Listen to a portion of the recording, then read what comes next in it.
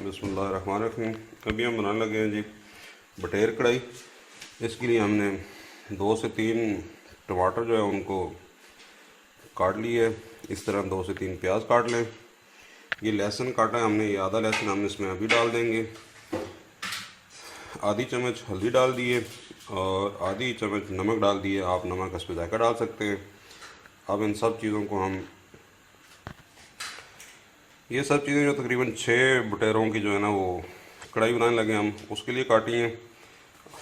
अब सबसे पहले हम जो है ना कुकर में बटेर डालेंगे। अब इसमें ये सारे मसाले डाल देंगे और थोड़ी सी अदरक लहसुन का पेस्ट जो हमने कहा था वो हम बचाएंगे। आधा हमने इसके अंदर डाल दिए।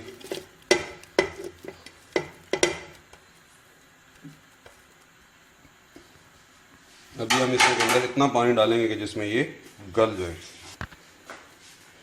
ये हमने इसके अंदर 1.5 गिलास जो नॉर्मल गिलास होते हैं वो हमने 1.5 गिलास पानी डाल दिए।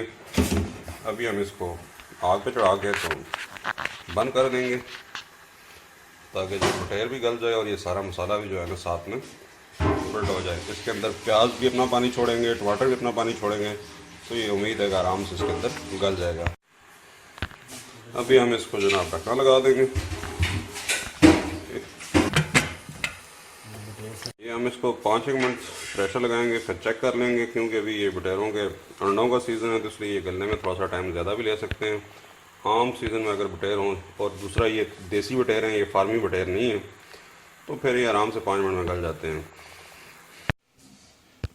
ये 5 मिनट दम लगा के खोला है तो ये देखें जी साफ़ नज़र आ रहा है कि गोश्त गल गए, कुछ अच्छा गल गया। इसको नॉर्मल हल्का गर्म रहना चाहिए, इस तरह हड्डियों का देखें आपको उतरा हुआ नज़र आ रहा है। अभी हम इसको पकाएंगे कढ़ाई के लिए। इसके अंदर पानी खुश्क करेंगे। ये जी अभी हमने इसके नीचे आग तेज़ कर दी है ताकि ये पानी खुश्क हो जाए और फिर हम इसको कढ़ाई में मसाला बना के उसके अंदर जो है ना अच्छी तरह फ्राई करेंगे। अभी जो हमने पानी खुश्क कर लिया तो अभी हम इसको फ्राई करेंगे। उसके लिए एक बड़ा जो चम्मच है ऑयल का ये डालेंगे।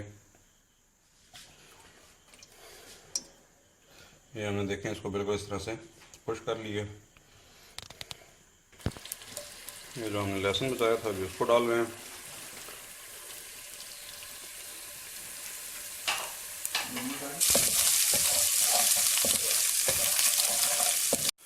अभी इसमें हमने आधा चम्मच ज़ीरा और 1 चम्मच बड़ा मिर्च डाल दिए।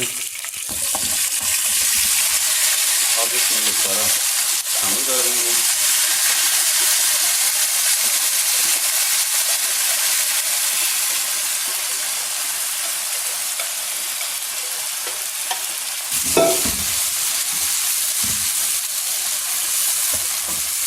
अभी इसको हमें अच्छी तरह से इसके अंदर करना है फ्राई।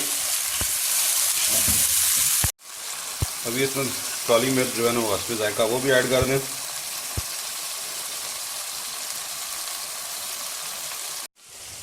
ये हमने इस पर भुनाई कर ली एक दफ़ा। अभी इसमें हम डाल देंगे 3 चम्मच जो बड़े वाले हैं वो दही के, और अभी इसके अंदर हम इसको फिर भुनाई करेंगे।